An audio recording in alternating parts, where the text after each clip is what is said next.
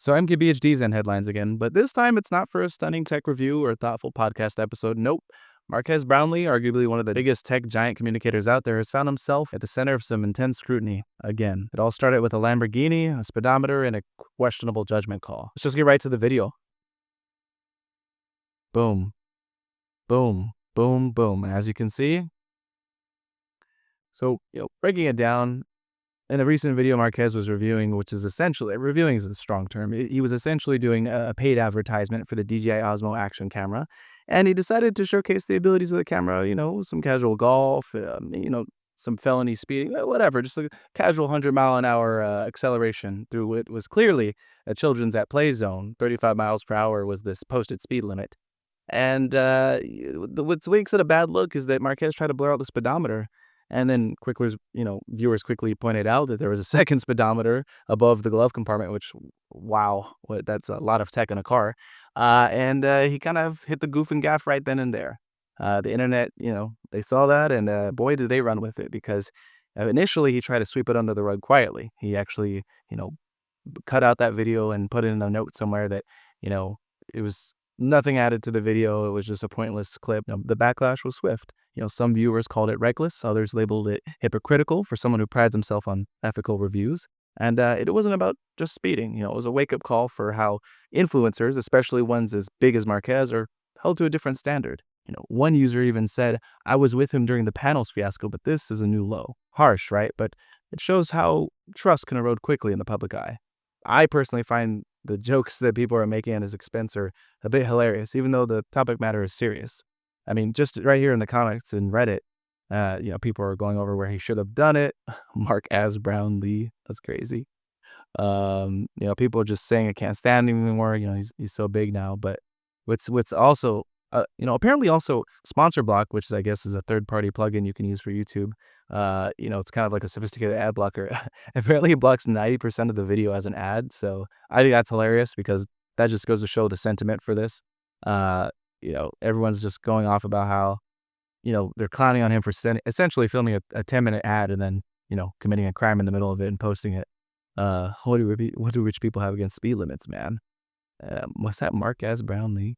What's interesting is when you go to the original video now, of course he pins his Twitter post and apology about it, which we'll get into in a second. But the comments in here are pretty telling as to what people are feeling. I mean, people are giving context, sweeping under the rug. Oh man, someone even went as far as to say that Just Call Me Ben wrote, he didn't mind the whole app thing at all, but 22 years ago, his sister barely escaped death when she got hit by a car close to school, who was going 80 in a 30 zone. It took her 3 years to walk again. Some people say the backlash is overblown, and maybe it is, but for him personally, this is the point where he's unsubscribing. Even below, I mean, it just goes to show that with great power comes great responsibility, Marquez. And yikes. I mean, just the fact that something like this resonates so closely with some people who have a personal connection to it just shows that people have lines, and apparently it's being drawn here. I remember a time when Marquez said he would never make a fully sponsored video. Now here it is, an entire 9-minute video that's just a sponsor. Whew, bro slammed the pedal to the metal in a school zone for a sponsor video. So yeah, I cut out the unnecessary driving clip. Casually erases evidence of a felony he committed. I mean, of course, here's the apology. Last video I did something stupid, and you can read it for yourself. All you can do is apologize and never do it again. I think personally, on a lighter note, that the comments giving him shit in his recent video about his laptop, the M4 MacBook Pro, are hilarious. Just on a lighter note, y'all need to give him a break. The M4 is fast, but it ain't bidding Marquez in his school zone. Sir, a second speedometer was on the dashboard. Wow. Is that a 9/11 joke? I cannot escape those. I will not make a fast joke. I will not make a fast joke. I wonder where I can get the wallpaper from. Stop harassing Marquez. He's family. M4 is so fast that you're not allowed. M4 is so fast that you're not allowed to use it near kids' play zones. Everyone be thankful this is a Mac 4 review and not a BM4 M4 review. Bro, edit out the part where the M4 ran 95 megabits per second in a 35 megabit per second zone. Jeez Louise. As some of you may know, this isn't the first time Marquez has faced heat recently. I mean, just last month, his panels wallpaper app had its own PR hiccup. I mean, initially it launched as a paid app with basic customization features. The internet called it overpriced for what it offered. After the criticism, Marquez responded by updating the app, clarifying its value, but the sting of that backlash hasn't quite faded. So when the Lamborghini controversy hit, it added fuel to the fire. I mean, fans and critics alike are asking, has Marquez gotten too big to connect with his audience the way he used to? And I feel like I see this a lot. People come from the humble origins, rags to riches, but once they hit the riches, they're at a different side of society. They're on a different playing field.